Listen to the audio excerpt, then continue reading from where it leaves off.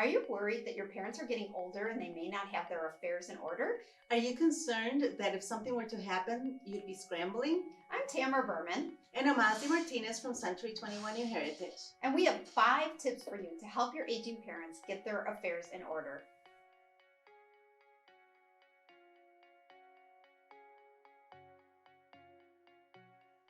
We recommend you compile a binder or a file with all the documentations that you need. Recently, my dad just retired, and so he's in that planning stage of figuring out his next step, the next stage of life, trying to figure out where he wants to invest his time, but also insurance information. He's trying to decipher and decide what he wants to do with that. So this is a great time to go through all of these. You're changing some things up, so what a great time to just kind of put together all the information in one location. Yes.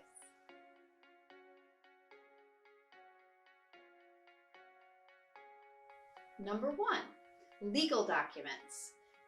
Legal documents can contain your will, your estate plan. I know a lot of people, you say estate plan, and they're like, we're not the Rockefellers here. We don't need an estate plan. Well, it can be something very, very simple. I know my own parents did their own will, and then when we went to our attorney to do health power of attorneys and financial powers of attorney, we just had to look it over, and everything was in order. Powers of attorney, very important. Essential. Very important. My parents got sick with COVID and they had to go into the hospital. Well, when they were in the hospital and we couldn't reach them, there were these other things that we needed to take care of. Yes, because they have their own business. Yes, their own business. So just as simple as paying a bill. We couldn't pay a bill because our name is not on the utility account and it wasn't on any of their financial accounts. So they wouldn't take our money. We couldn't even pay for that. Not to mention, if you want to you couldn't visit your parents because they had COVID, and you want to call and get information regarding their health care so that you can assist in making decisions. You can't do that without a health power of attorney. The doctors won't talk to you. Exactly. So those 2 things are super, super important. Having a health power of attorney and a financial power of attorney. And I think if you have parents that are a little bit resistant to talking about this type of thing, or to, I guess, almost giving up a little bit of control. The best way to talk to them about it is, if for any reason we had a crisis and you were unable to make these decisions or unable to just pay your bills for your business. Right. We need to be able to step in and help you. So it's great if they tell you, what they have. But if they don't, at least have it somewhere. Yes, have it somewhere so that you have access to where it. Everybody knows access to it. Where everybody knows where it is.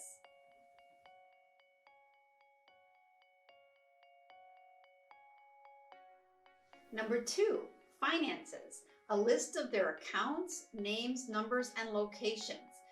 Now, it doesn't have to have the balances. No, I know a lot of times I don't always disclose to my kids, Right. And the same thing with the debts. So it doesn't have to have that. No, but many of our parents are very private people, so not wanting to share the details of each of those things, that is not a problem. But just a list of where they bank, do they have checking account, where are all these things located, just so that if you have to step in or a crisis occurs, you have this information in one central location. So important.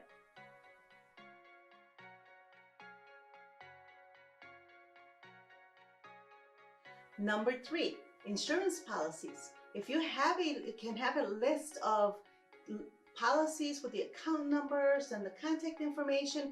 It's everything from your home insurance to your life insurance to auto to long-term care, medical insurance. Oh my gosh, everything. All that is very important information to have so that your children can advocate for you and have all this information if you're not able to. And if your parents are incapacitated in any way, I'm telling you, you're sitting at the hospital or the doctor's office and they're asking you for this information.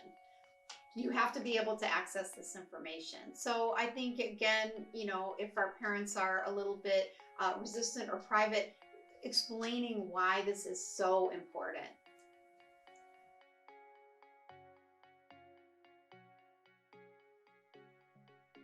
Number 4, medical information. The names of their physicians, their medications, any health conditions that they have.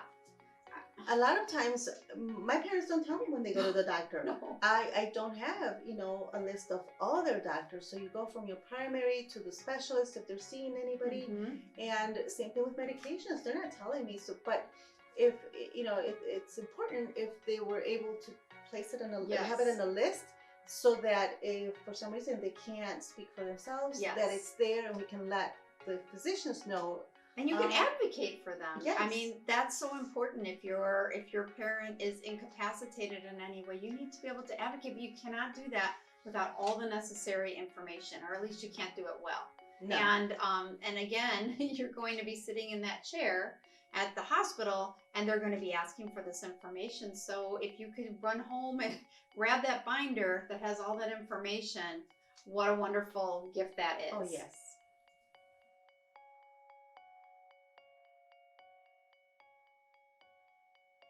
Number 5, end of life wishes and directives. No, here's the touchy about one.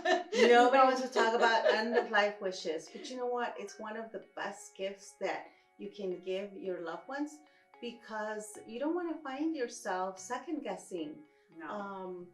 Yes, my parents passed recently, and it was a crisis situation for both my parents, and to know that we had already had the conversation, and to know in my heart that what I was saying and the choices that my sister and I were making were the choices that our parents wanted, that gave us peace. It took something huge off our plate. And even if you have siblings, maybe if you haven't talked about this, now everybody can be disagreeing on what should be done. But when you're simply following your parents' plan or wishes, that is completely different, and it takes the burden off our shoulders as children. And I think this is an important thing to think about too, as far as ourselves. I mean, I'm a baby boomer, so I've been caring for my parents for several years, but I'm also at the stage where I should start to think about putting together my own binder and having that for my children. If you can do it at any age, I guess, if you have children, you want to make sure that the people around you know what your wishes are. So if you have it written down, awesome, that's wonderful, because now nobody has to guess what you would have liked. Mm-hmm. And talking about it, because then it makes it feel a little bit more comfortable. Yes. You may realize that not everybody thinks the same. No, there's different things that my sisters probably would want, different than what I would But then want. when you hear it from your parents, it makes it so much easier. And the way I segued into that with my parents was, we just had a kind of a discussion, and I could tell they weren't like piping right in. So I shared what I wanted and what my thoughts were about end of life and after end of life. And then they started talking about what they liked about that, or what they didn't like about that, and what they would prefer to that. And it was an awesome experience for my sister and I, because when that crisis occurred, we were just following their directives. Yes.